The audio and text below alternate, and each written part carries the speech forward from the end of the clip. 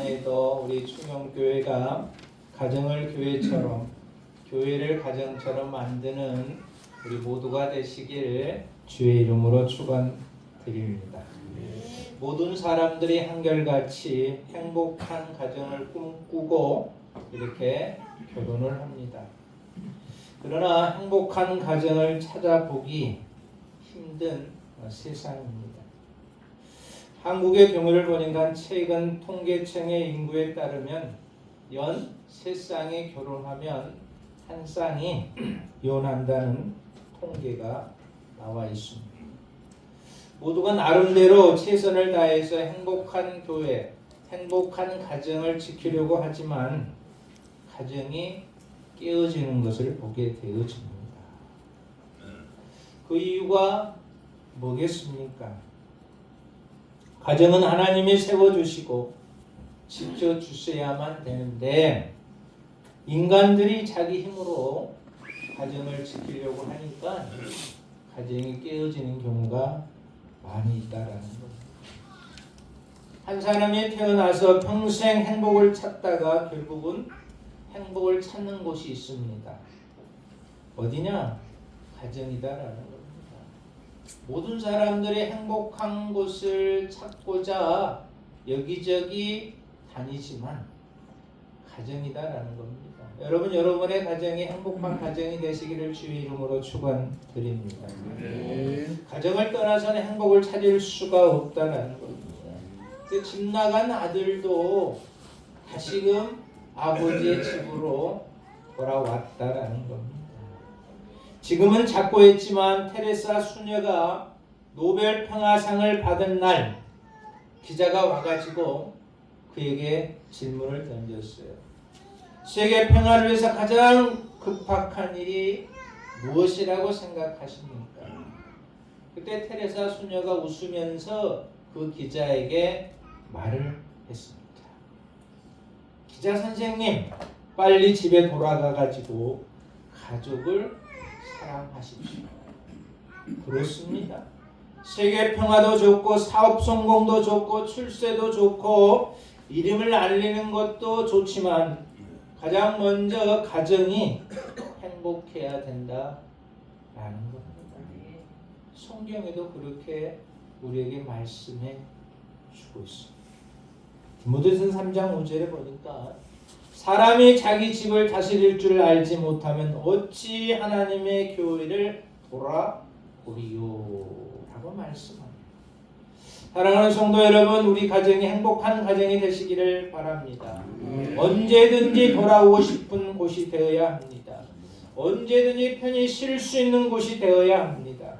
언제든지 따뜻한 곳이 우리의 가정이 되어야 된다라는 겁니다. 마치 아름다운 정원을 만들기 위해서는 얼마나 많은 공력이 들어갑니까? 물을 줘야 되고 거름도 줘야 되고 가지치기도 해야 되고 벌레도 잡아줘야 하고 잡초도 뽑아줘야만 아름다운 정원을 우리가 꾸밀 수가 있다라는 것. 이처럼 우리의 가정을 위해서 끝없이 노력하는 우리 모든 식구가 되시기를 주의 이름으로 축원드립니다. 그러면 가정, 교회처럼 만들기 위해서 어떻게 해야 되느냐? 오늘 본문에 기록하고 있습니다. 첫 번째로 보니까 경건한 가정이다 라고 말씀. 여러분의 가정이 경건한 가정이 되시기를 바랍니다. 경건한 가정이 어떤 가정이냐? 하나님을 경외하는 가정입니다. 하나님과 교제하는 가정입니다. 하나님께 예배하는 가정이 경건한 가정이다 라는 겁니다. 힘들었지만 어려웠지만 가정을 지키기 위해서 최선을 다한 아브라함에게 하나님께서 축복해 주셨습니다. 믿음의 조상이라고 말씀해 주셨습니다. 그리고 그 넘치는 축복이 요셉의 가정까지 이어지게 되었다. 여러분도 가정도 이런 가정이 되시기를 주의 이름으로 축원드립니다. 오늘 1절의 말씀 읽지 않았지만 여호와를 경외하며 그의 길을 걷는 자마다 복이 있도다 라고 말씀. 여호와를 경외하는, 여기서 경외하다라는 뜻을 보니까 세 가지의 깊은 뜻이 있습니다. 첫 번째는 하나님을 높이는 가정이 행복한 가정, 하나님을 높이라는 겁니다. 두 번째는 하나님을 잘 섬기라는 겁니다.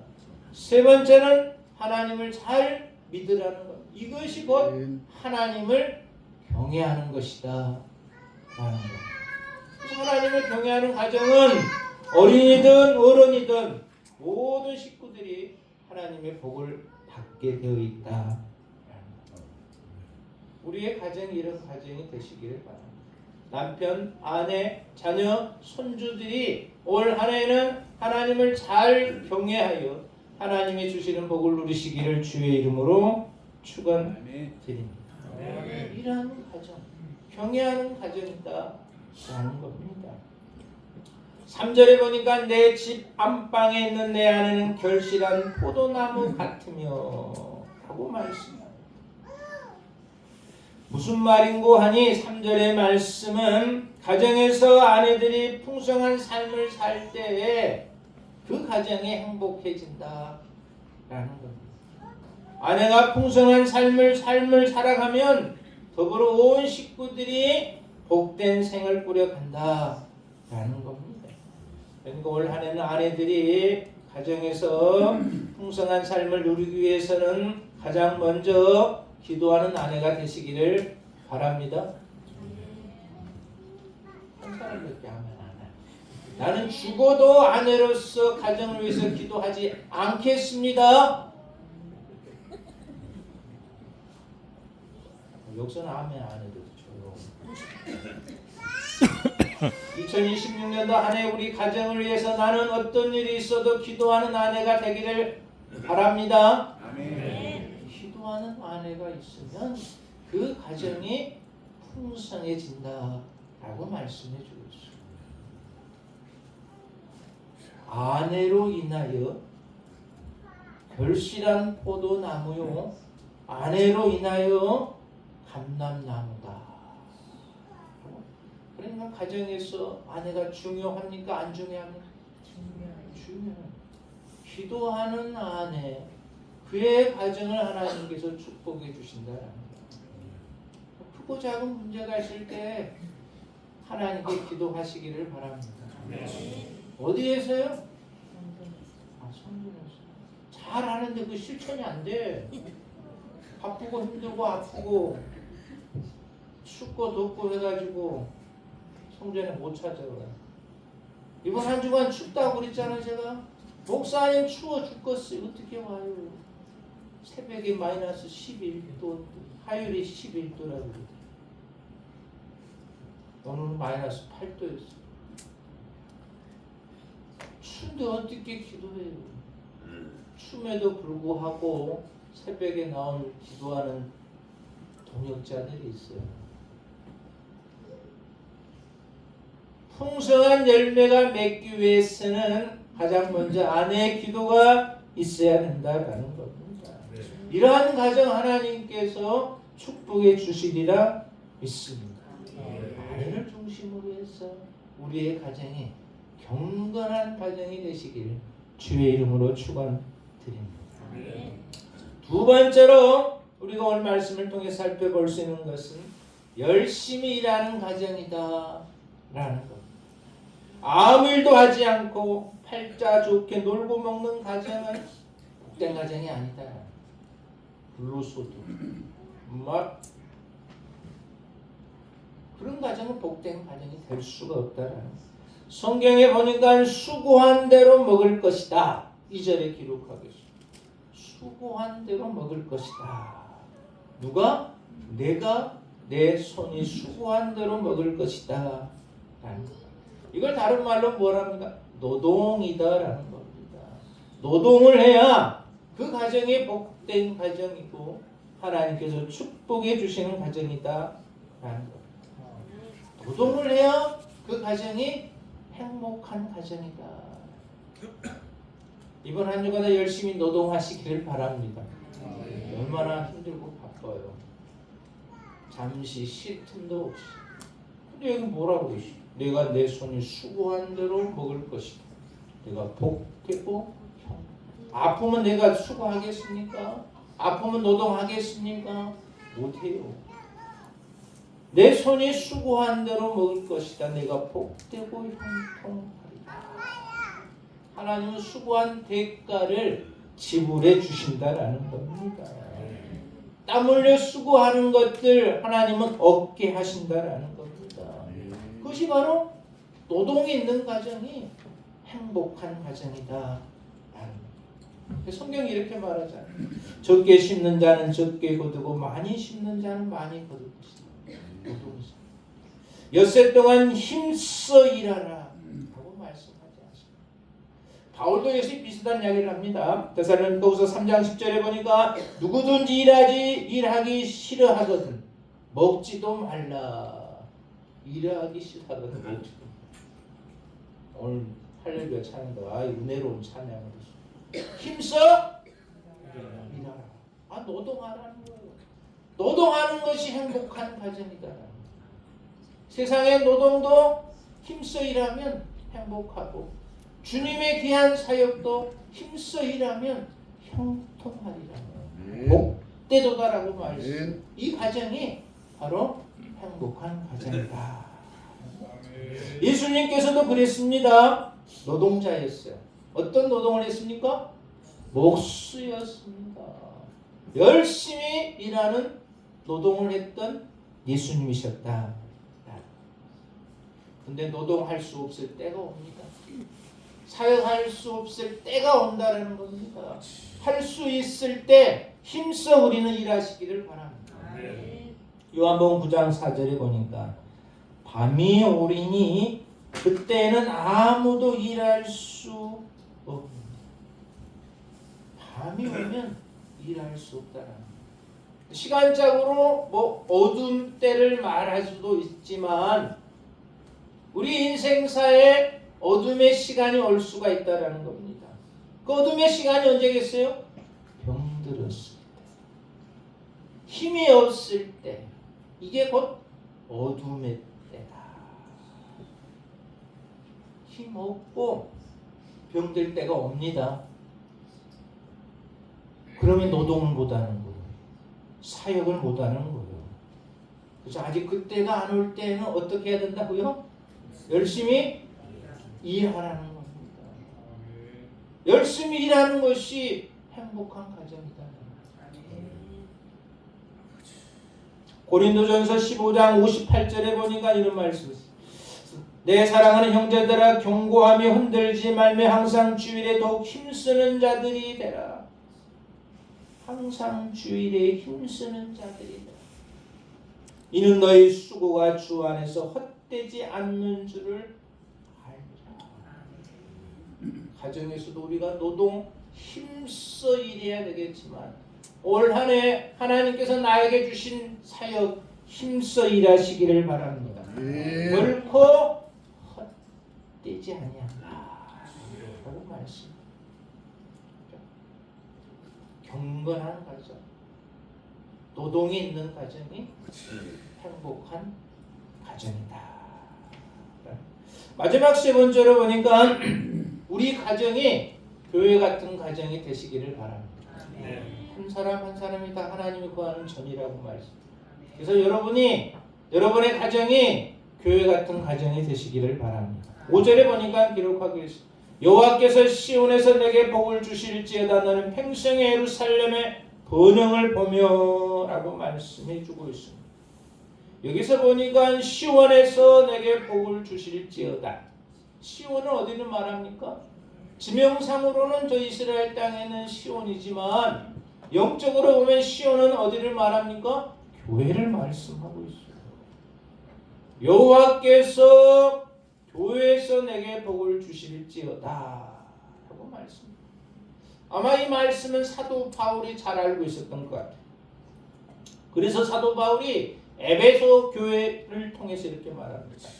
가정 같은 교회, 교회 같은 가정을 말씀하고 있어요. 가정 같은 교회, 교회 같은 가정은 하나가 있는데 질서가 있다라는 거예요. 가정에도 질서가 있어요. 교회에도 질서가 있어야 된다라는 거. 그 질서가 파괴되면 어떻게 되겠어요? 혼란을 가져올 수밖에 없다라는 거죠. 가정에도 질서가 있고 교회에도 질서가 있어야지 행복한 가정, 행복한 교회가 될 수 있다라는 겁니다. 질서 중에서도 가장 으뜸이 있는데 그것은 뭐냐? 사랑이 있어야 되겠다. 교회 같은 가정이 되기 위해서는 여러분의 가정과 4 식구면 4개 교회가 있는 거 여러분의 가정이에요. 4사람이 있어요. 2사람이 있으면 2개의 교회가 되는 겁니다. 이 교회에 질서가 있어야 되고 사랑이 있어야 된다라는 겁니다. 그래서 오늘 한 해 여러분의 가정에 질서 플러스 사랑이 있고 교회에도 질서 플러스 사랑에 충만하시기를 주의 이름으로 축원드립니다. 사랑이 뭡니까? 높여주는 겁니다. 받들어주는 겁니다. 위로해주는 겁니다. 박수를 쳐주는 겁니다. 격려해주는 것이고 나보다 상대를 더 높여주는 겁니다.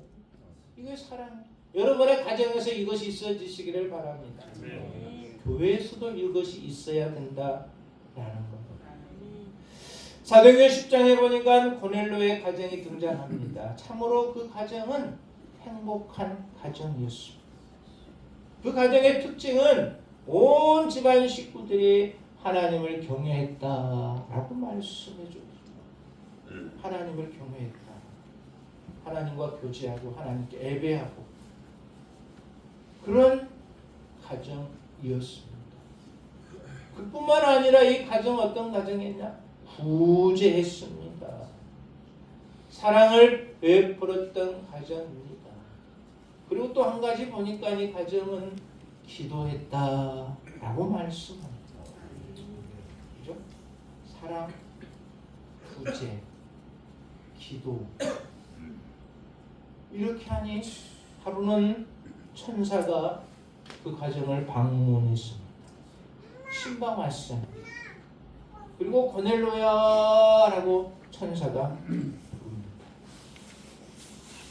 그리고 신방은 천사가 그 가정에 필요한 모든 것들을 채워 주셨다는 겁니다. 얼마나 행복한 가정입니까? 여러분의 가정도 그런 가정이 되시기를 바랍니다. 항상 주님이 신방 와가지고 여러분의 가정에 필요한 것들이 채워지시기를 바랍니다. 주의 종이 신방은 또 얼마나 귀한데 주님이 신방 왔습니다. 은혜를 가지고 얼마나 좋았겠습니까? 아무튼 교회 같은 가정 만드시기를 바랍니다. 오늘 말씀을 정리하면 그렇습니다. 아브라함의 가정이 그런 가정이었고 고넬료의 가정이 그런 가정이었듯이 우리의 가정이 그런 가정이 되시기를 바랍니다. 하나님을 잘 경외하고 열심히 노동하는 가정이 되고 우리의 가정이 교회 같은 가정이 되어서 또 하나님이 주시는 축복을 누리시기를 주의 이름으로 축원드립니다. 사랑과 은혜가 많으신 하나님 감사합니다. 이곳에 모인 믿음의 권속들 가정이 하나님을 경외하는 가정 되게 하시고 열심히 노동하는 가정 되게 하시고 교회 같은 가정이 되어지는 역사가 있게 하옵소서. 예수님의 이름으로 기도하옵나이다. 아멘. 찬송가 419장